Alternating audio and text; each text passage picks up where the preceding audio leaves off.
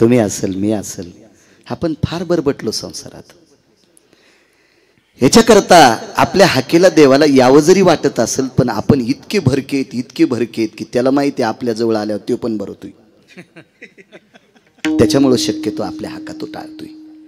हाका त्या लोकांच्या की ज्यांचा विषय देव बनला. श्रुती नावाची एक पवित्र व्यक्ती माझ्या श्रीमंत श्री जगद्गुरु तुकोबारायकडे आली. आणि काय श्रुती आहे गुरुजी, श्रुती आहे. भगवान तुकोबाराय, थोडा आवाज मोठा करा. भगवान तुकोबाराय, पूज्यश्री तुकोबाराय, महाराज तुकोबाराय, गुरुवर्य तुकोबाराय, जगद्गुरु तुकोबाराय. काय श्रुतीने वाक्पुष्प टाकले तुकोबारायवर, काय वाक्पुष्प टाकले. ते तुकोबाराय होते. तुकोबारायांनी श्रुतीला सांगितलं, बाई काय गोड बोलतेस गाज, काय काम आहे तुझं माझ्याकडे. काही नाही महाराज, परवाला मी तुमचा अभंग गाथ्यातला वाचला. कुठला वाचलास ग? हकेसर शिवडी घालून या स्तंभ फोडी. तुम्ही म्हणालात की विटेवरचा मालक भक्ताच्या हाकेला धावतोय, उडी घालतोय. तुकोबारांनी श्रुतीला प्रश्न केला, का ग मी जो वाक्य वापरलं याच्यात तुला शंका आहे? नाही. रसना कीटका भयस्थितो त्वमाम वैष्णवा वाक्य छेदा अति जायते नैवम गिरगावकर लिखित. श्रुती काय म्हणते? तुकोबाराय, तुमच्यासारख्या वैष्णवांच्या वाक्याला जर छेद बी दिला तर माझ्या जिभेला किडे पडतील. इतकी ताकद वैष्णवात हो. वैष्णव सामान्य ताकद नाही हो. वैष्णव म्हणजे नामधारक. आईशे ब्रह्मवेत्ते अपरंपार. मी तर 4च पाहिले, शुक याज्ञवल्क दत्त कपिल मुनी. इथं अपरंपार सांगितले तरी नये नामधारका बरोबर. इतकी वैष्णवाची ताकद आहे. वाक्य एक नीट लक्षात ठेवा, वैष्णवाला जातीचा संबंध नाही. हो का उत्तम चांडाळ, हो का उत्तम चांडाळ, याचे पायी माझे कपाळ, त्याचे पायी माझे कपाळ, त्याचे पायी माझे कपाळ, पायी माझे कपाळ, हो का उत्तम चांडाळ. उत्तम कुलात नाही का चांडाळ कुलातला, पण वारकरी आहे ना, त्याच्या पायावर माझं कपाळ. गंगाखेड निवासी साध्वी जनाबाई म्हणतात. इतका अधिकार आहे वैष्णवांचा. आणि मी तुमच्यासारख्या पूज्यश्री वैष्णवांचा शब्द अमान्य फक्त एक विचारण्यासाठी आले गुरुवर्य, की विटेवरचा मालक कोणाच्या हाकेला धावला, हाका मारल्या कोणी, आणि तो आलाय कोणाच्या हाके करता. महाराज ते तुकोबाराय होते. गुरुजी तुकोबारायांनी श्रुतीला विचारलं, बाई तुला हाका किती ऐकायच्या आता, तुझी किती हाका ऐकण्याची इच्छा आहे. तिने सांगितलं, भगवान तुकोबाराय, तुमच्यासारख्याच्या मुखारविंदातून बोलत असताना किती जरी ऐकलं तरी कान भरतच नाहीत. इतकं तुमच्या मुखारविंदातलं ह्या हरिभजनानं विश्व ढवळून काढलेली आपली इतकी पवित्र वाणी आहे. ऐकावं असं वाटतंय. तुकोबाराय श्रुतीला सांगतात, ऐक. एक पंगत होती नानाश्री. त्या पंक्तीमध्ये डाव्या हाताला 78 लोक बसलेले आहेत. वाढणाऱ्याच्या डाव्या हाताला 78 लोक आहेत गणेशराव, आणि उजव्या हाताला 36 लोक आहेत. 36. आणि एवढ्या लोकांना वाढायला एक स्त्री आहे. बाकीचे पदार्थ कोणी वाढत असेल एखाद्या वेळेस असू शकते, त्याच्यात थोडी शंका येते की एवढ्या लोकांना एक स्त्री कशी वाढेल. म्हणून बाकीची पदार्थ वाढायला पात्र टाकण्यासाठी कोणी असेल, पाणी वाढण्यासाठी कोणी असेल, भाजी वाढण्यासाठी कोणी असेल, पोळी वाढण्यासाठी कोणी असेल, पण भात 78 लोकांना तिनंच वाढला आणि 36 लोकांना तिनेच वाढला. भातावर वरण तिनेच घातलं. भात वाढला, वरण वाढलं, आणि त्याच्यानंतर आता तूप घालायचे. तर डाव्या हातात जे बकेट होतं का हतकरी गुरुजी, ते गुडघ्या इतकं उंच बकेट होतं. शुद्ध लोणकड्याच्या तुपानं भरलेलं होतं. अरे बुवा, लोणकड्याच्या तुपानं विठ्ठल. आणि उजव्या हातात मोठा तांब्या होता. तो तांब्या ती बकेटात बुडवत होती आणि या लोकांच्या भातावर वाढत होती. तिनं सुरुवात 78 लोकांकडनं केली ती. एक वाक्य सांगू तुम्हाला, या 78 लोकांपैकी 2 लोक जर सोडून दिले तर बाकीची सगळी भडवी होती, हरामखोर होती, नालायक होती, बुजदिल होती. याच्याही पलीकडच्या शिव्या द्यावा वाटतात पण ते ऐकायला नाहीत. नाही तर आता माघारी वटवट करून काय फायदा आहे त्या हरामखोरासाठी. 2 लोक जर सोडून दिली 78 पैकी बाकी सगळी बुजदिल होती. 5-6 लोकांना तूप वाढलं. 7व्या-8व्या माणसाच्या भातावर तूप वाढत असताना तिला एक संकट आलं. काय संकट आलं? डाव्या हातात तुपाचं बकेट आहे, उजव्या हातात तुपाचा तांब्या आहे. ती या पवित्र भारत देशात ती पवित्र स्त्री आहे. तिच्यावर एक संकट आलं. तिच्या चोळीची 2 नंबरची गाठ सुटली. 1 नंबरची गाठ आतली असती आणि 2 नंबरची वरची गाठ असते. पूर्वीच्या काळात गाठीच्या चोळी होत्या, या बटना पाटण्याच्या नव्हत्या. गाठीची चोळी असायची. आजही या पवित्र महाराष्ट्रात जुनाट मावल्यांना गाठीच्या चोळ्या येतात. एखाद्या खेड्यापाड्यात त्या सापडतात मावल्या, गाठीची चोळी. माझ्या आदिशक्ती मुक्ताई साहेबांना गाठीची चोळी होती. ओरिजिनल फोटो पहा तुम्ही, लक्षात येईल तुमचा. काय फोटो असेल तो भारत असतं आईसाहेबांचा. गाठीची चोळी 2 नंबरची गाठ सुटली. काय वाटलं असेल होत्या स्त्रीला. तिने उजव्या पंक्तीतल्या 5 लोकांपैकी 1 जणाकडे पाहिलं. 36 लोकांपैकी जे 5 लोक होते ते तिचे पती होते. त्याच्यापैकी ज्येष्ठ व्यक्तीकडे पाहिलं. त्या व्यक्तीचं नाव होतं धर्मराज. धर्मराजाने लक्षात घेतलं आपल्या पत्नीच्या चोळीची गाठ सुटली. आपण बकीट हातातलं घेऊन आता तूप वाढायला पाहिजे, तोपर्यंत ही चोळीची गाठ मारेल. पण कर्मनो गहनो गती, पांडवांच्या अंतकरणात काय आला असेल मला नाही सांगता येणार. मला तो आतापर्यंत महाभारतात श्लोक सापडला नाही, नाहीतर मी सांगितलं असता. पण 5 पांडवांनी मानाखाली घातल्या आणि चोळीची गाठ सुटलेली सर्वात अगोदर एका हरामखोरानं पाहिली. त्या हरामखोराचं नाव होतं इन्मक. वाक्य नीट लक्षात ठेवा, इन्मक. इन्मक मी ऐकून सांगत नाही कोणाचं, मी फक्त महाराष्ट्रातल्या 6 लोकांचं ऐकून सांगतो. त्याच्यातला एकही जिवंत नाही. काहीच्या प्रत सापडल्या, लिखाण सापडलं. कधी कधी लहानपणी काही लोकांचं ऐकिलं, अशा लोकांचं. याच्या व्यतिरिक्त बाकी सगळं वाचून सांगतो. वारकरी संप्रदायातल्या वक्त्याने आधार नसताना बोलणं म्हणजे गाईचं मांस खाल्लं इतकं पाप लागतंय. आधारा वाचून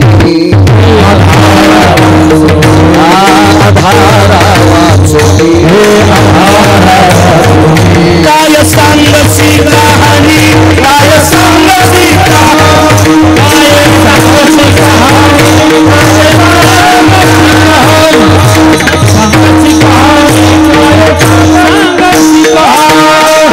आधार वाचोनी काय सांग शिकाणी. आधार नसताना बोलणं चुकीची गोष्ट आहे. पाहुणी ग्रंथ करावे कीर्तन. इन्मक नावाचा व्यक्ती आहे, अत्यंत पापी आहे, दुराचारी आहे. पापी कोणाला म्हणत असतात माहितीये का? एखाद्या परस्त्रीकडे पाहिल्याच्या नंतर ज्याच्या अंतःकरणातला कामाचा डब्बा फुटतो, वासनेचा डब्बा फुटतो, या हरामखोराला हरामखोर उपमा सुद्धा कमी पडली. असा पांचट इन्मक होता. त्या पवित्र स्त्रीच्या चोळीची 2 नंबरची गाठ सुटल्याच्या नंतर अजून 2 नंबरचा एक नालायक आहे. तो गांधार देशाचा राजा आहे.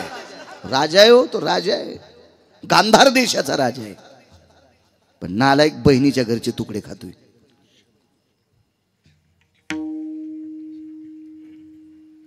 आणि या इन्मक नावाच्या व्यक्तीने, हाकेसर शिवडी सांगतोय गणेशराव, या इन्मक नावाच्या व्यक्तीने त्या गांधार देशाच्या राजाकडे पाहिलं आणि सांगितलं, राजन देखो भला. ते तर शिमग्याचं हुरेवच होतं. निवळ बी नाकली. शेळीचं पोरग, शेळीचं पोरग माहितीये का तुम्हाला? बोकड्या किती बी नाकली असतो बोकड्या, माहितीये? जाऊ द्या, नाही सांगत. तुम्ही खेड्यातलेच आहेत ना. गेवराई म्हणजे लय मुंबई गिंबई थोडीशी काय. इथं जरी तुम्ही सिमेंटाचे डोंगर केले असते तरी तुमच्या बापदाद्यानं काळ्या मातीतच आता झाले असते गणेशराव. तुम्ही पण तुमच्या बाबाने शेती पाहिलेली. फार काय झालं तर तुम्ही साखरेच्या पोत्यातला मंगळा असाल, याच्या पलीकडे काय. पण बाबांनी ती कष्ट केले तर ना, मानावंच लागेल का नाही. विडाला विडाला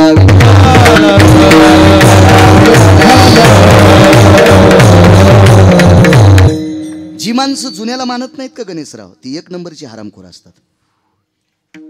ती एक नंबरची हरामखोर असतात. वारकरी संप्रदायात सुद्धा गुरुजी जुन्यांना किंमत द्यायची का? त्यांनी संप्रदाय इथपर्यंत आणलाय म्हणून आपल्याला संप्रदायात येता आलं. बरीच लोक जुन्यांना मोजत नाहीत. तो धोत्रावाल्याला जुन्याला लोक मानित नाहीत. धोत्रावर कंडक्टर पण मला चिल्लर देत नव्हतं. मी म्हणलं याला धोत्राची काय ॲलर्जी हो. माझ्यासोबत पॅन्टीवाल्याने 100 रुपये दिले आणि 7 रुपयाचे तिकीट काढ बया, तुला उतरताना चिल्लर देतो. आणि मी 50 रुपयाची नोट दिली आणि 2 तिकीट घ्या. 7 जोनी 14 रुपये तिकटात गेले. बाकीचे कळतं का मामा तुम्हाला?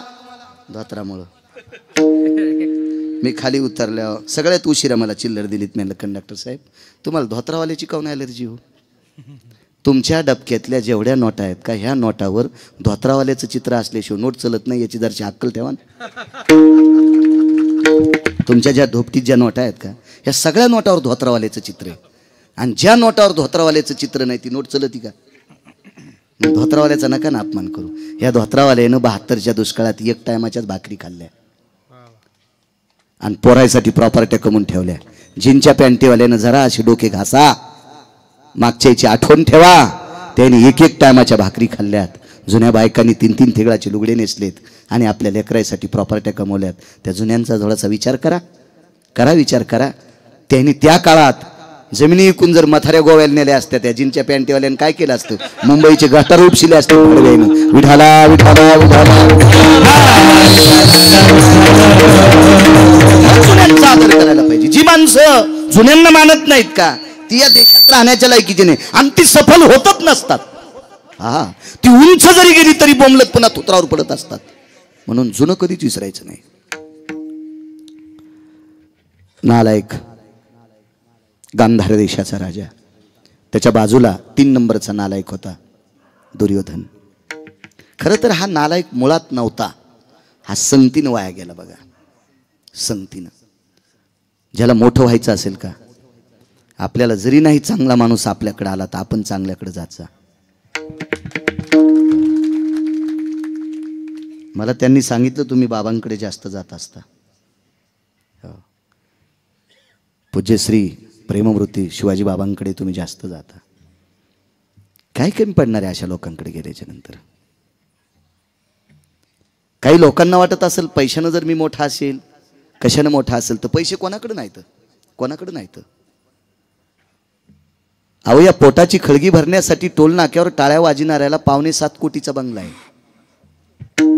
7.25 कोटीचा बंगला आहे. तृतीयपंथी एका व्यक्तीचा 7.25 कोटीचा बंगला. पाहिला ना आपण पकरू महाराज एकदा, बघितला. तेवढा बंगला बांधायला गिरगावच्या बाळ्याला किती यांना द्यावा लागेल? असं काही नसतं गुरुजी. माणूस हा पैसे असले म्हणजे मोठा नाही, माणूस हा विचारानं मोठा असतो.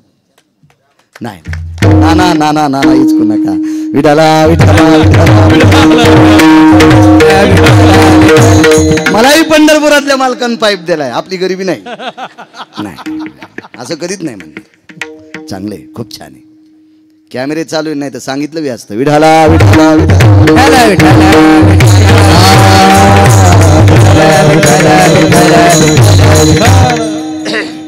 काय सांगत होतो? दुर्योधन मुळात वाईट नव्हता, संगतीनं दुर्योधन वाया गेला.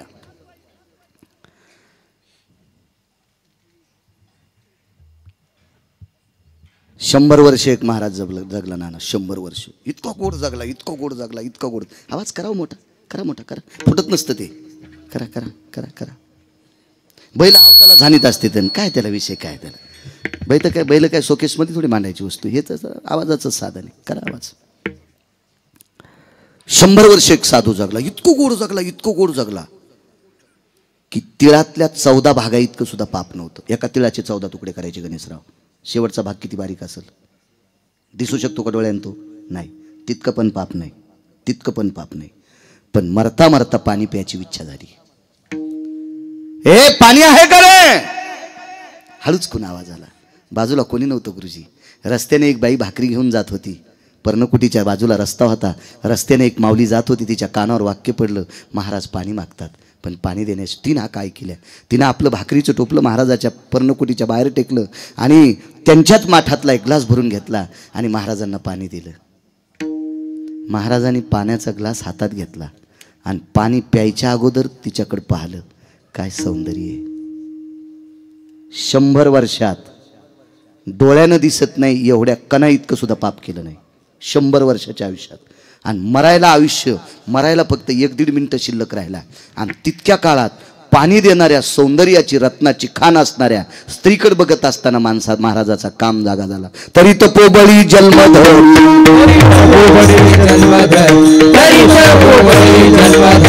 वासनेचा संग होया अंतकाळी, वासनेचा संग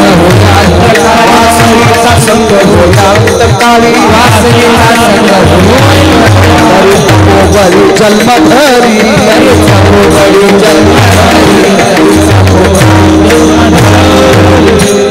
महाराज फक्त 1.5 मिनिटाचं आयुष्य मातीत घालते, 1.5 मिनिटाचं आयुष्य पुन्हा जन्म धरावा लागला. काय विचित्र अवस्था आहे. फक्त संगतीचा कुसंगे नाडीला साधू जायचा. महाराज संगतीत माणसाचा रास होत असतो. म्हणून संगत माणसाच्या जीवनात रावण हा वारकरी संप्रदायाने बेदखल केलेला माणूस आहे. रावण तसा फार श्रीमंत. रावणाची एक चौकट टिकल्यावर 35 बारे आमदार होता येत होतं. कोणाची मायवेली त्याच्या विरोधात फॉर्म भरायची. कोणाला राग येऊ देऊ नका. मी काय माझं रेडीमेड कपड्याचं दुकान आहे, मी तुम्हाला शर्ट शिवायला रिकामा नाही. 22.5 क्विंटलची एक चौकट गुणिले 7 कोटी आहे का कोणाची हिंमत त्याच्या विरोधात फॉर्म भरायला? तालुक्यातल्या एका तरी बाईला नॅकलेस कमी राहील का? आणि बाईला नॅकलेस दिल्यावर ती नवऱ्याला दुसऱ्याचं बटन दाबू देते का? ती नवऱ्याला म्हणीन बाईला आयुष्य गेले मनी केला नाही, दाब हे बटन.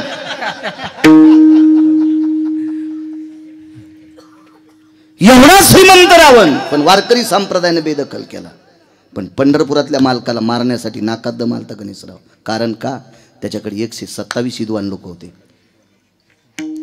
रावण अजिंक्य ठरत होता. अजिंक्य. फक्त 2 लोकांना नाश केला. एक त्याच्या तुटलेल्या नाकाच्या बहिणीने केला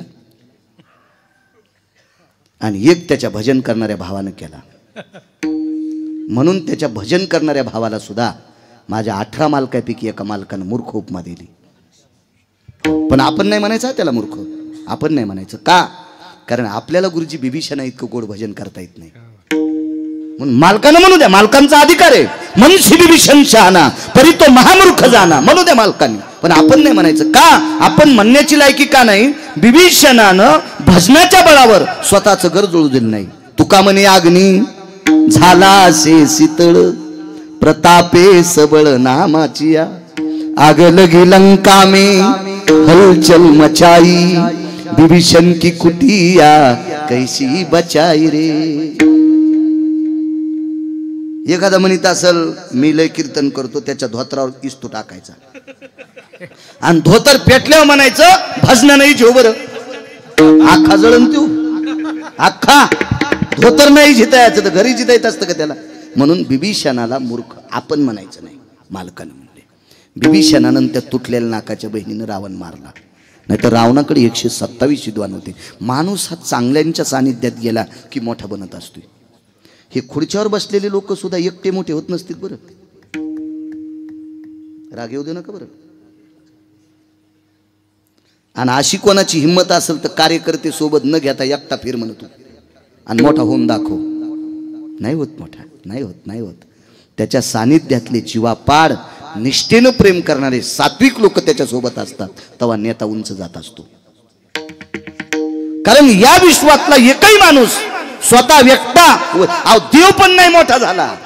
आमुचिया भावे तुझं देव, आमुचिया भावे तुझं देव, आमुचिया भावे तुझं देव, आमुचिया भावे तुझं देव. एका विसरून राहिला, एका विसरून राहिला, एका विसरून राहिला. हे आमुचिया भावे तुझं देव.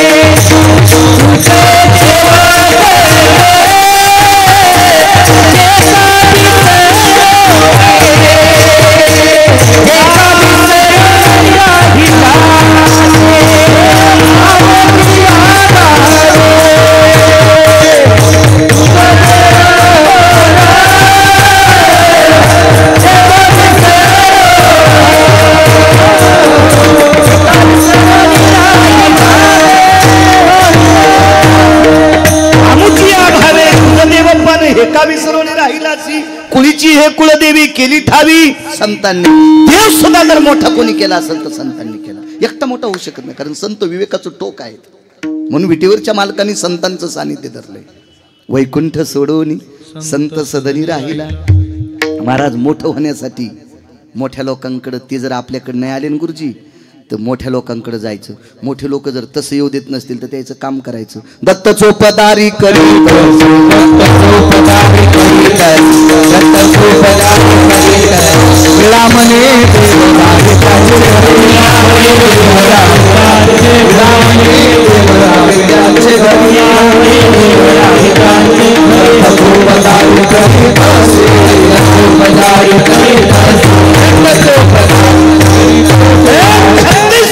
पंढरपुरातल्या मालकान दरोजा सांभाळला, धोत्र धुतले मोठं होण्यासाठी. कोणाला मोठं म्हणायचं नाही, वाक्य नीट लक्षात ठेवा. कोणीकडचा अर्थ कोणीकडे लावता. तुम्ही कोणालाही मोठं म्हणता. जे झाडं बारक्या झाडाला मोठं होऊ देत नाहीत त्या झाडाला मोठं कधीच म्हणायचं नाही. झाडाखालची सोयाबीन वाळत नाही पण शेंग धरीत नाही. झाडाखालचा ऊस वाळत नाही पण पेरे लागतच नाही. झाडाखालचा कापूस वाळत नाही पण कैऱ्या लागतच नाही. मोठाले झाड बारक्या झाडाला मोठंच होऊ देत नाही, तरी बारके म्हणते हे आमचे आधारस्तंभ. तुला हाणायला पाहिजे सुंबळ्या. विडाला विडाला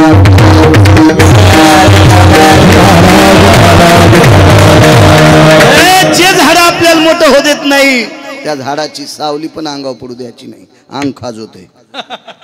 लांब राहिलं पाहिजे त्या झाडाच्या. लांब लांब लांब. कोण मोठा आहे? विटेवरचा मालक आहे. हे संत मोठे आहेत, यांच्या सानिध्याचा.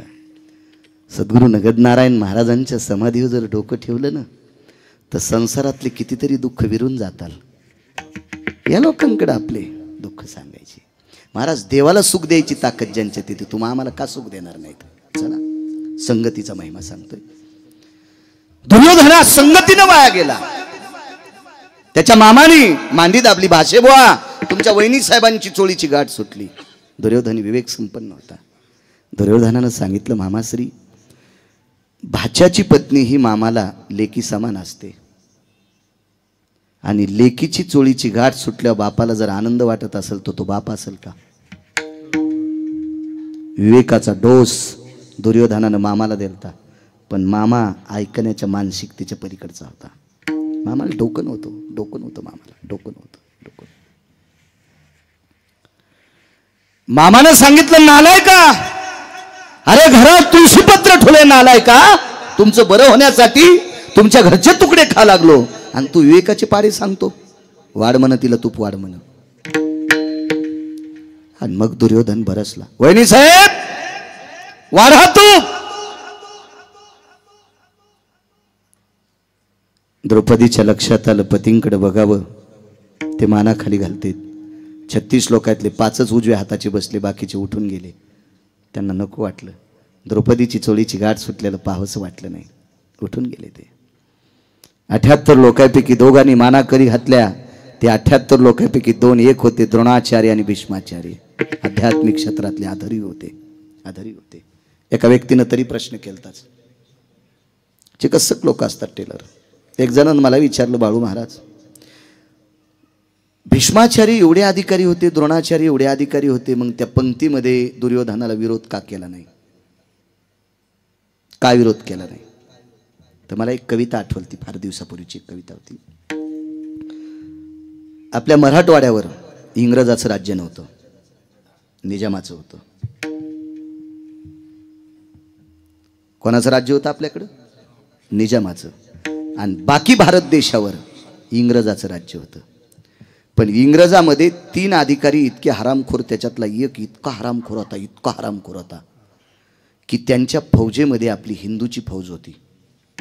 आणि हिंदूच्या सैन्यांना मानसिक त्रास देण्यासाठी त्याच्यातल्या 3 पैकी एका नालायक अधिकाऱ्यांनी काडतुसाला नाना चरबी लावली होती. काडतुसाला चरबी गायीची लावलेली होती. आणि काडतुसे नखानं तोडता येत नाही, दातानं तोडावं लागते. शेंडी होती डोक्याला, कपाळाला गंध होता, आणि तरी त्या सैन्यातल्या फौजेने, त्या सैनिकानं तोंडानं दातानं काडतूस तोडलं. त्या एका सात्विकाने विचारलं, का हो आपल्या कपाळावर तिलक आहे, चंदन आहे, आपल्याला शिखा आहे, आपण हिंदू आहात, तरी तोंडानं तुम्ही काडतूस का तोडलं? तर त्यानं सांगितलं, गायीविषयी मला अतूट प्रेम आहे रे, पण मी पोटाचा कानकोंड आहे, माझं पोट धाड आहे रे, म्हणून मला नोकरी करावी लागती.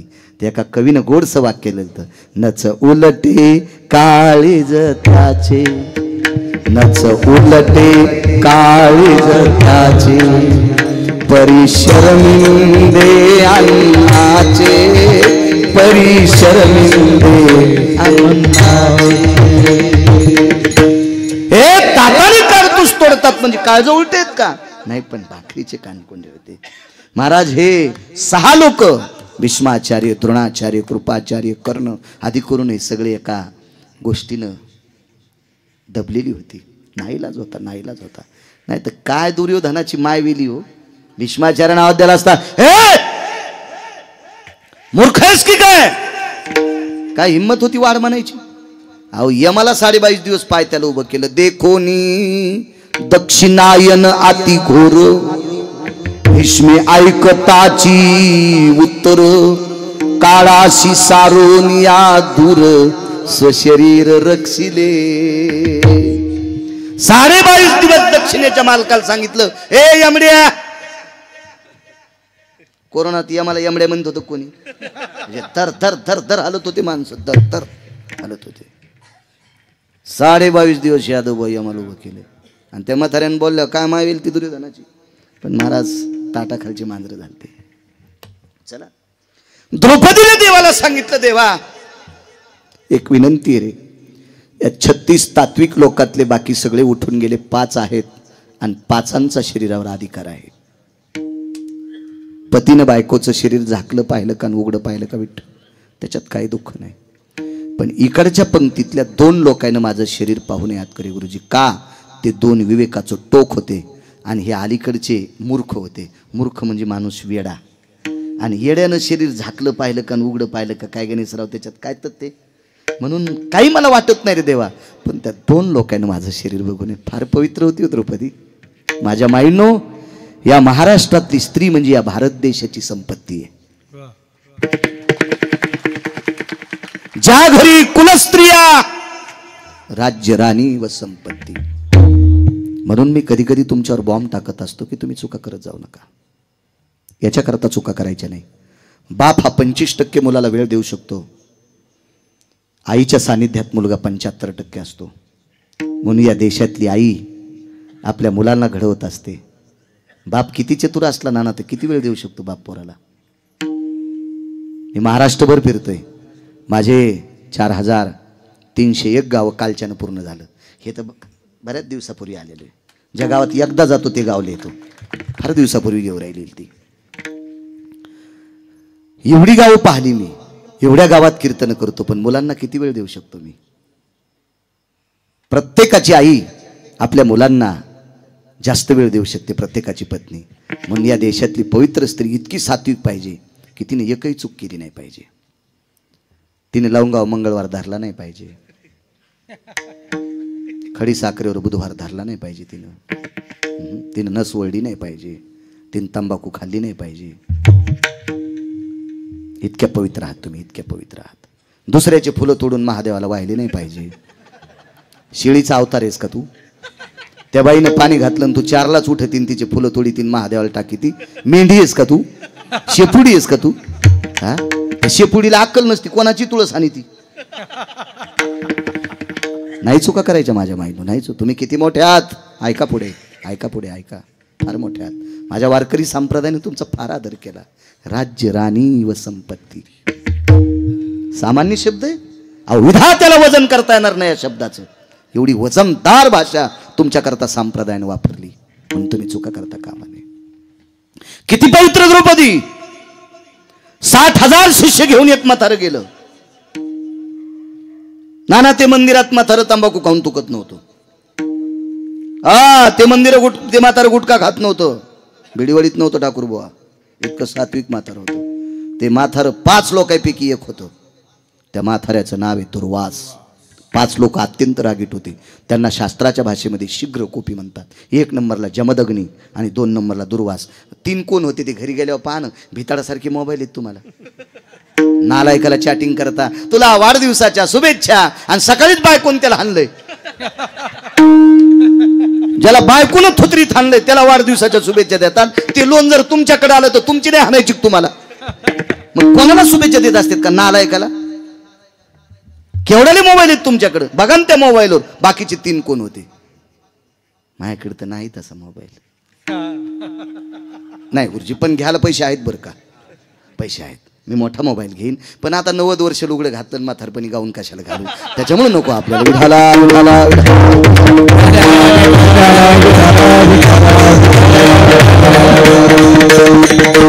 घेईन ना मोबाईल, काय पोट्ट घेईन ते कशाचा घेईल आता, काय त्याला बुद्धिजीवी माणसाने कमिलेले पैसे मागच्याच कामी असतील. मायाव घेतल्यावर तुमची खसखस पिकली, तुमच्या घरी पण हेच आहे. हा, दुसऱ्याचं घेतल्यावर लय जळ वाटत आहे का नाही? तुमचं तेच आहे गुरुजी. विठाला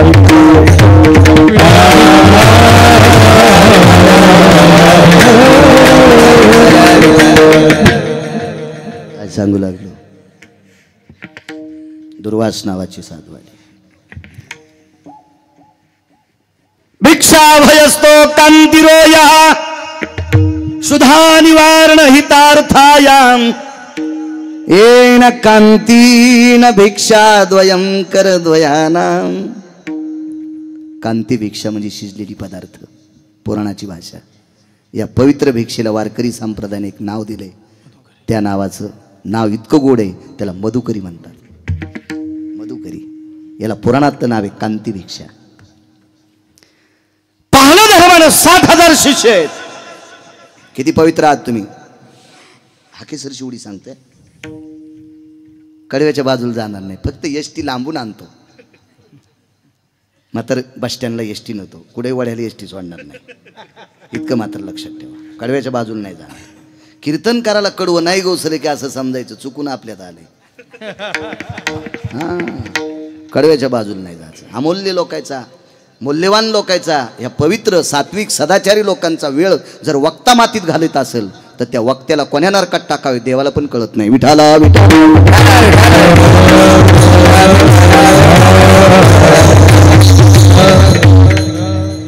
कीर्तन हे सटाक्या मारायचं साधन नाही.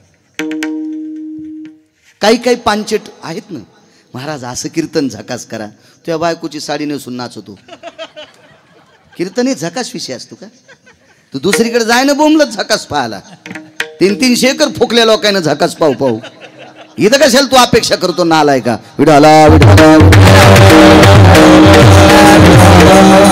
एखाद्या मूर्खाचं ऐकून आमची लोक जर या स्टेजवर या गादीवर सटाक्या मारित असतील तर यम नाना इतके सटके हाणीन त्याला इंचभर जागा सुनार नाही लाल करायची. यमच आहे, हे सटाक्या मारायची जागा नाही. अपेक्षा करू नका जागा. कीर्तन चांग, कीर्तन चांग होय. अहो बोधावर आरूढ विषय असतो तो कीर्तन असतो. 2 तास कीर्तनकाराने केलेली बडबड इथल्या 2 लोकांच्या जरी उपयोगासाठी आली तर त्याच्या पुण्यानं कीर्तनकाराची फुटकी नाव चांगली चलत असते. काय करायच्या गप्पा करून? अहो वट्यावर बसू बसू लई लोक भारतीच काय लिहित. हा, ज्याला संध्याकाळचा ठिकाणा नाही ते दिल्लीच काय लाय आहे का नाही? पाहत नाही का आपण वट्यावर बसलेले? इथं फक्त पंढरपुरातला मालकीच कायचा. विठाला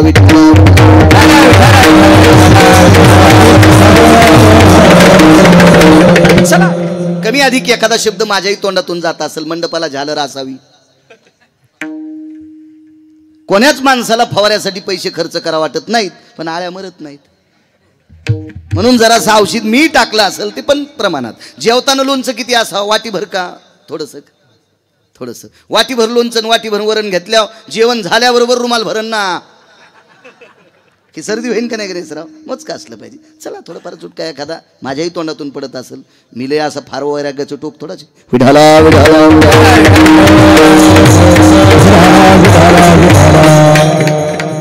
धर्माडी मान खाली घातली. द्रौपदीने सांगितलं मालक त्यांना हो म्हणा. कसं म्हणा ग? कसं जीव घाला? अहो म्हणा हो, म्हणा म्हणा म्हणा म्हणा. ज्याच्या जीवनात बायको सात्विक आहे का त्याला वनवासात पण स्वर्ग आहे. ज्याच्या जीवनात बायको सदाचारी, पुण्यशील, पावन, सात्विक, जंगलात स्वर्ग आहे. जंगलात जंगलात. ज्याच्या जीवनात बायको कर्कश भेटली का त्याला बंगल्यात मसन वाटा आहे. बंगल्यात मसन वाटा, बंगल्यात मसन वाटा. हे वा, पाडून देणाऱ्या घोडीवर बसण्यापेक्षा पायी पायी चाललेलं बरं. हो, लोंबकळलेल्या बोरी खालून जाणाऱ्या घोडीवर बसण्यापेक्षा पायी पायी चाललेलं बरं. वैकुंठवासी बापसाहेब मालक म्हणायचे, आयंदळ घोडीशे पायंदळ भला आणि अवकुसळ बायकोशे रांडका भला. कशा हसत आहेत बघा ना, कशा हसत आहेत. इथल्या सोडून तिकडे गेल्यावर यायला फोकायचं, दुसरे आणू तरी कुठून, दुसऱ्या कुठून आणू नये, आहे का नाही, आहे का नाही. जी बाई आपल्या मालकाला देवासमान मानते तिच्या चपला सगळं मी पाया पडणार. आणि जी मालकाला न मानता लय देव देव करती, ही दिसली तरी समजायचं गाय कापलेलं पाप लागलं. हो, बाईचा सर्वात मोठा देव आपला पती आहे माझ्या माईंनो. मी पुराव्यानं सांगतोय, पुराण वाचतोय, गप्पा हाणत नाही. मी कशाला तुम्हाला टोमणे मारू, पाप लागेल मला. हो म्हणाली. हो म्हणल्याच्या नंतर धर्मानं सांगितलं, द्रौपदी करायचं काय, काय काय. डोळे झाकले आणि पंढरीतल्या मालकाला सांगितलं, मालक आम्ही वनवासात आहेत रे, साधू आमच्याकडे पाठीला, आणि साधू उपाशी कसा जाऊ देता, थाळी पालती घातलेली, तुम्ही किती पवित्र आहात. हाकेसर शिवडी सांगतोय नाना, हाकेसर शिवडी. थोडंसं वारं आलं नाना, थोडंसं वारं आल्याच्या नंतर एका पायावरचा पदर फक्त एक बोट दिशेपर्यंत सरकला, एकच बोट, ते पण नख नुसतं दिशेपर्यंत सरकला. आणि ते नख पाहिल्याच्या नंतर तिकून गजर सुरू झाला पंक्तीतला. धर्मानं विचारलं, द्रौपदी गजर पंक्तीतला आहे? हो. जेवायला बसलेत. मालकांचं वाक्य, तिचे होता दरुशन आणि मिळे पोट भरी अन्न. महाराज, ज्या पवित्र स्त्रीचा एक नख पाहिल्याच्या नंतर 60,000 शिष्यासह गुरुजी साधू जेवून निघतोय. तिचं पायाचं नख पाहिल्याच्या नंतर तिचं शरीर किती पवित्र असेल कल्पना करा ना, काय पवित्र असेल. आणि त्या पवित्र शरीरावर आघात आलाय. चोळीच्या 2 नंबरची गाठ सुटली, 1 नंबरची गाठ सुटल्याच्या नंतर मरण स्वीकार, मरण बरं, मरण बरं.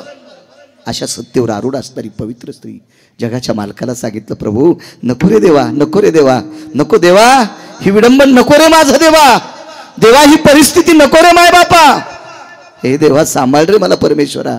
देवा मी तुला काही मागत नाही रे, जीवनभर वनवास आला तरी स्वीकारीन रे, पण हे पवित्र शरीर कोणाला दिसता कामा नको रे देवा, नको देवा, ऐक रे परमेश्वरा, ऐक ऐक ऐक.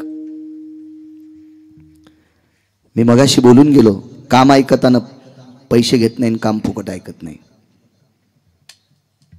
मग द्रौपदीने देवाला पैसे दिले नाही, मग द्रौपदी करता देव तर धावला. आपल्याला सर्वांना कथा बघण्यात आहे, मी तेच सांगणार आहे. पण केलं काय द्रौपदीनं? एके दिवशी भगवंताच्या बोट कापल्याचं निमित्त झालं. त्याचं बोट कापायला कोणाची मायवेली?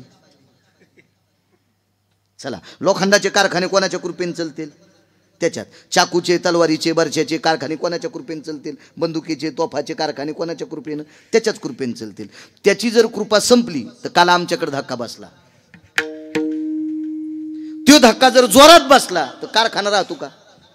कारखाना चलिणार राहतो का? कोणात ताकद आहे सगळी? त्याच्यात. वृक्षाचे पान हाली ज्याची सत्ता, राहिली हमता मग कुठे. ही सर्व सत्ता गुरुजी ज्याच्या ताब्यात आहे, त्याचं बोट कापायची ताकद चाकूत आहे का? त्याचं बोट कापायची ताकद तलवारीत आहे का? ते निमित्त केलं, निमित्त. आणि हात असा धरला, तुळशीला पाणी घालीत होत्या द्रौपदी आईसाहेब. तिच्या दारात तुळस होती, होती द्रौपदीकडे तुळस होती, होती तुळस द्रौपदीकडे होती, होती. तुळस असत जावी, असत जावी, तुळस असत जावी. योग असा आला, उद्धवला पाहिलं. उद्धव दादा आलात?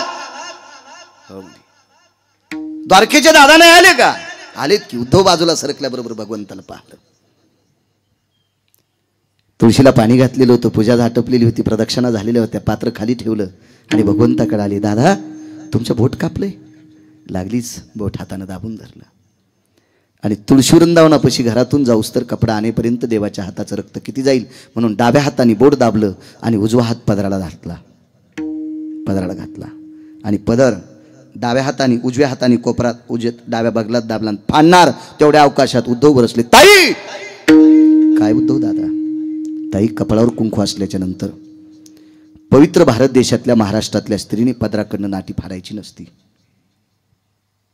आमच्याकडे एक जुनी माऊली होती. ती अशा जुन्या नव्या पोरींना सांगायची, अगं गरिबी किती जरी आली तर उलटी साडी नेसायची नाही ग. पदरावर जरी, डोक्यावर जरी पदर फाटला तरी तो शिवायचा, त्याला मोड भरायची आणि तेच लुगडं पदराकडनं नेसायचं, डोकं पांघरून घ्यायचं. का? तुझ्या कपाळावर कुंकू उलटं नेसायचं नाही. पदराकडनं दशी त्या दिवशी फाडत असतात. भावानं 13व्या दिवशी आणलेल्या लुगड्याची दशी फाडून नेसावं लागते, पण त्या दिवशी ते लुगडं नेसावं लागते. त्या दिवशी मालक मशानात पेटलेले असतात. म्हणून उद्धवानं सांगितलं, ताई तू पदराकडनं नाटी फाडतेस. दादा उत्तर नंतर देईल. आणि टहर दिवशी पितांबर फाडला. चिंधी बांधिते द्रौपदी हरीच्या बोटाला, हरीच्या बोटाला चिंधी बांधिते द्रौपदी हरीच्या बोटाला. एक शपथ पुरावा सुद्धा ऐकला नाही. भर जरी ग पितांबर दिला फाडून, द्रौपदीशी बंधू शोभे नारायण. फाडला पितांबर. द्रौपदीला 9 लोकांनी प्रश्नानं घेरलं. हे द्रौपदी, कपाळावर कुंकू असताना तू पितांबर फाडलास, तुला देव मोठा का पती मोठा? चौकट सामान्य नाही गुरुजी. तुला देव मोठा का पती मोठा? पती जिवंत असताना जर पदराकून नाटी फाडून तू कृष्णाच्या बोटाला बांधली असेल तर तुला देव मोठा आहे, पती लहान आहे. आणि पती जर लहान असेल तुझ्या अंतकरणात तर तू पतिव्रता कसली? पहिला प्रश्न उद्धवाचा. दुसरा प्रश्न श्रुतीचा. दुसरा प्रश्न श्रुतीचा आहे. हे द्रौपदी माते, सौभाग्यवती स्त्रीला देवापेक्षा पती श्रेष्ठ असावा. शंकर उभेत, पांडुरंग उभेत, गजानन बाबाच्या मंदिरापाशी नवरा उभा आहे आणि इथं त्याची बायको उभी आहे. तिच्या हातात पाण्याची कळशी आहे, तांबे आहे. शंकरानं पाणी मागितलं, पांडुरंगानं पाणी मागितलं. शिवजींना सांगितलं देवा पांडुरंगाला देते तुम्हाला येते, किंवा शिवजीला सांगितलं तुम्हाला देते मग पांडुरंगाला देते. पण या दोघायला पाणी देतात तर तिकून म्हणला ए ग मला तहान लागली. आता तिने कोणाला द्यायचं? पांडुरंगाला, शंकराला? मुळीच नाही. तिने तिच्या नवऱ्याला पाणी द्यायचं. नवऱ्याला पाणी न देता ह्या दोन्ही देवायला देत असेल तर हे दोन्ही देव तिला मानित नाहीत. मानी भ्रताराची बोली आणि धन्य जगी ती माऊली. मालकांचा शब्द आहे महाराज. जी आपल्या मालकांचा शब्द पडू देत नाही हे दोन्ही देव तिला मानतात. मग द्रौपदी सांग तुला देव श्रेष्ठ का पती श्रेष्ठ? तिने सांगितलं पती श्रेष्ठ. मग द्रौपदी, तू पती श्रेष्ठ असं जर तोंडानं म्हणत असशील, आम्हाला तर कृतीत तू पतीच्या विरोधात गेली दिसतेस. कपाळावर कुंकू असताना सरळ सरळ पदर फाडला आणि देवाच्या बोटाला बांधला. तुला देव श्रेष्ठ वाटलाय ना ग? पतीला कुठं मानतेस ती? द्रौपदीने उद्धवाला सांगितलं, दादा एक बोलू का रे तुला? श्रुतीनं काही प्रश्न करू दे रे दादा, पण तू माझा भाऊ आहेस रे, मी तुला दादा म्हणते. तू बहिणीच्या विरोधात जाऊ नकोस ना. उद्धवाच्या डोळ्याला टच पाणी आलं आणि सांगितलं, ताई माफ कर, पुराणाच्या विरुद्ध वागलेल्या बहिणीला मी मानित नाही. उद्धव सामान्य व्यक्ती नाही. नवविदा भक्तीतलं एक सूत्र आहे उद्धव. नवविदा भक्तीतलं एक सूत्र आहे. श्रुतीनं सांगितलं, द्रौपदी माते मला प्रश्नाचं उत्तर पाहिजे. ठीक आहे माय, ऐक. उद्धव दादा ऐक, श्रुती माते ऐक. मी कपाळावर कुंकू असताना नाटी फाडायला नव्हती पाहिजे, पण फाडली, तरी पण मी पतीलाच मानते. श्रुती म्हणले शब्दानं सांगू नकोस, त्याचा पुरावा दे. उद्धवानं सांगितलं शब्दानं सांगू नकोस, त्याचा पुरावा दे. कपाळावर कुंकू असताना तू पतीला मानतेस तरी नाटी फाडलीस, तुला देवच श्रेष्ठ आहे, पती श्रेष्ठ नाही. ऐक रे उद्धव दादा, ऐक ऐक ऐक. कपाळावर कुंकू असताना पदराकडनं नाटी फाडायला पाहिजे नव्हती, पण या कपाळावर कुंकू किती दिवस ठेवायचे हे ज्याच्या हातात आहे त्याच्यासाठी नाटी फाडली, इतकं लक्षात ठेव. माझ्या कपाळावर सौभाग्याचं कुंकुम किती दिवस ठेवायचंय आणि कोण्या दिवशी पुसायचंय हे ज्याच्या हातात आहे त्याला जगाचा बाप म्हणतात. मी त्याच्यासाठी पदर फाडलाय, मी आयऱ्या गैऱ्यासाठी फाडला नाही. श्रुती रडत होती, उद्धव रडत होता. काय द्रौपदी मोठी असेल महाराज, या द्रौपदीची आठवण नसेल का त्याला?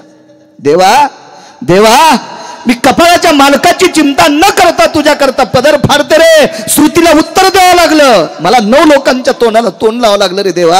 या पवित्र बहिणीची अपेक्षा करणं काहीतरी, याची उपेक्षा का करतोस रे? सांभाळणं हिचं शरीर. द्रौपदी किती श्रेष्ठ असेल मला नाही सांगता येणार, पण गणेशराव, या महाराष्ट्रातली माझी पवित्र माय ही स्त्री किती श्रीमंत आहे आणि किती शुद्ध आहे, एक चरित्र सांगतो तुम्हाला. अल्लाउद्दीन खिलजी नावाचा एक व्यक्ती होऊन गेला. खिलजी एका प्रांतीय राजाच्या पत्नीचं नाव होतं गुरुजी पद्मावती. प्रांतीय राजा होता आणि त्याच्या पत्नीचं नाव होतं पद्मावती. पद्मावती ही पद्मावती इतकी सुंदर होती, इतकी सुंदर होती. अल्लाउद्दीन खिलजीच्या गुमास्त्यानं सांगितलं, सरकार ये पद्मावती नामक हिंदू की एक भारी आहे बोले. आणि त्या गुमास्त्याचं ऐकून तो खिलजी इतका त्याच्या पोटात कामाचा डोंब पेटला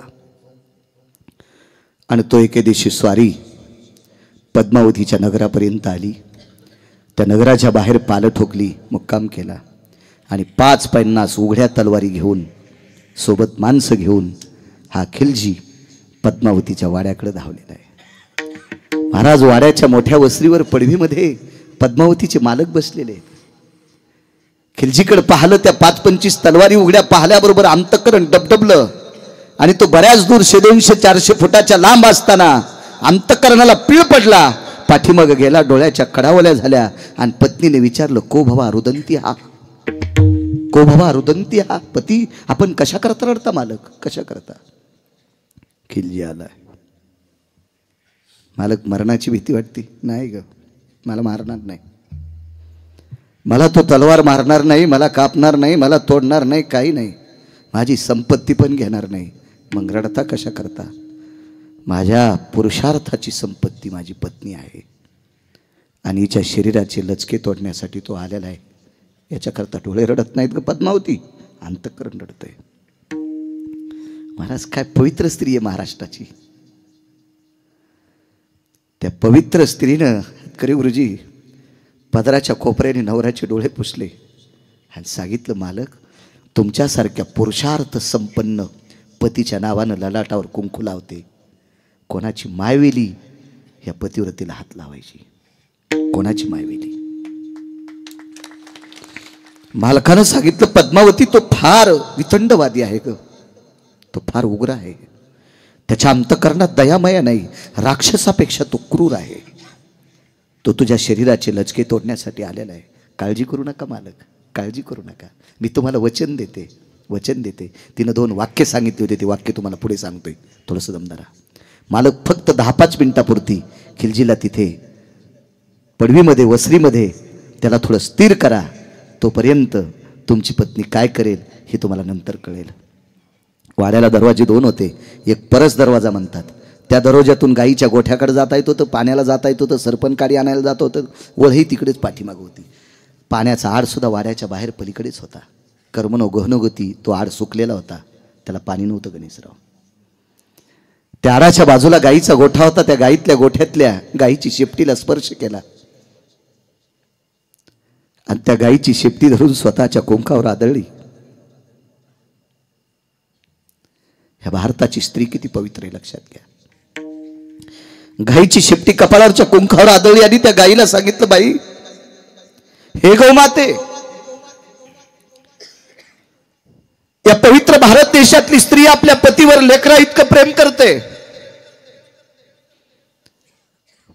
पण आज काही वेळाच्या नंतर मी माझ्या पतीवर प्रेम करणार नाही, कारण मी राहणार नाही. त्या गाईला प्रणाम केला, गौमाते उद्यापासून दूध शिल्लक दे, उद्यापासून दूध शिल्लक दे, तुझ्या दुधाने माझ्या पतीचा उदरनिर्वाह होईल. गाईला प्रणाम केला. त्या शुष्क झालेल्या विहिरीमध्ये बऱ्यापैकी सरपण टाकून दिलं. ते लवकर पेटावं याच्याकरता 2-4 पेंढ्या सुद्धा टाकून दिल्या आणि नाना अग्नीची काडी टाकून दिली. तेवढ्या अवकाशात पतीनं तिकून पाहिलं. हा वळवळ करत होता, खिलजी वळवळ करत होता. 2 मिनिटाकरता पतीला जवळ बोलवलं. त्याला माहित होतं काही जरी झालं तर माझ्या हातातून जाणार नाही. वाड्याला 4ही बाजूनं त्याच्या सैन्यानं वेढा घातलेला होता. हे दोघं पती पत्नी मधात होते. पद्मावतीच्या मालकाच्या सैन्यातले सर्व शस्त्र हिरावून घेतलेले होते. ते मानाखाली घालून उभे होते. व्यसन घातलेल्या बैलावर त्यांची अवस्था झालेली होती. आणि बालकाला जवळ बोलिलं आणि चरण स्पर्श केला. मालक तुम्हाला अजूनही वाटते हा नराधम तुमच्या पवित्र स्त्रीला स्पर्श करील? ऐकता का मालक? वाक्य काय सांगितलं तिने माहिती आहे तुम्हाला? माझ्या अष्टादश संतांपैकी एका मालकानं लिहिलेलं वाक्य, सर्प माथा मनी, सर्प माथा मनी. पुढचं वाक्य सांगू गुरुजी, पतिव्रतेचे स्तन विध्वंसल्या प्राण हाताने, विध्वंसल्या प्राण हाताने. मालक सर्पाच्या डोक्यावरचा मणी जीव गेल्याशिवाय सर्प घेऊ देत नाही, जिवंतपणी सर्प मणी घेऊ देणार नाही. सर्प माथा मणी जीव गेल्याशिवाय डोक्यावरला मणी घेऊ देणार नाही. आणि पतिव्रता मरेपर्यंत आपल्या शरीराला हात लावू देणार नाही. पतिव्रतेचे स्तन विध्वंसल्या प्राण हाताने. गाथा वाचा लक्षात येईल तुमच्या, वाचा लक्षात येईल. मालक मी एका पवित्र पुरुषाची कामिनी ठाण ठाण ठाण विस्तू पेटला आणि आडात पद्मावती नावाच्या पवित्र स्त्रीने जोहार करून घेतलं. वाक्य नीट ऐका सज्जनांनो, इतिहासातली कालची स्त्री जर इतकीच पवित्र असेल, इतिहासातली कालची स्त्री या महाराष्ट्रातली इतकी पवित्र असेल, तर द्वापार युगातली द्रौपदी किती पवित्र असेल याची कल्पना करा, याची कल्पना करा. तिला पंढरपुरातला मालक बहीण मानतोय, ती किती पवित्र असेल याची कल्पना करा. देवा देवा नको रे, नको या शरीराचे धिंडाडे करू. आणि तिकून दुर्योधन बरसला, वहिनी वाढा. धर्माने एक डोळा उंच केला, वाढ ग. चोळीची 2 नंबरची गाठ पूर्णता सुटलेली होती. 1 नंबरच्या गाठीचा बिडलं ढिलं झालेलं होतं. 14 सेकंदात गाठ सुटणार. नानाश्री 14 सेकंदात गाठ सुटणार. त्याच्यातली 5-10 सेकंद विठ्ठल निघून गेली. आणि द्रौपदी रडत नव्हती. तिला माहित होतं आपण रडलं तर ही हरामखोर आपल्याला नाव ठेवणार, ही जेवता जेवता उठणार की आम्हाला रडत का वाढतेस, म्हणून तिचे डोळे रडत नव्हते. गुरुजी तिचं अंतःकरण रडत होतं. आणि अंतःकरणाचा ध्वनी विटेवरच्या मालकापर्यंत पोहोचला. देवा सांभाळ रे, सांभाळ देवा, सांभाळ देवा. देवा योगाच्या बळावर शरीर संपवायची ताकद माझ्यात पण आहे, पण जेवायला वाढता वाढता जर मी शरीर संपवलं तर न्याय, मीमांसा, श्रुती हे सगळे शास्त्र माझ्या विरोधात जातील, हे पुराण माझ्या विरोधात जातील. म्हणून मी शरीराचं संपन्न हे करत नाही रे देवा. पण बघणं माझ्याकडं, बघणं बघणं.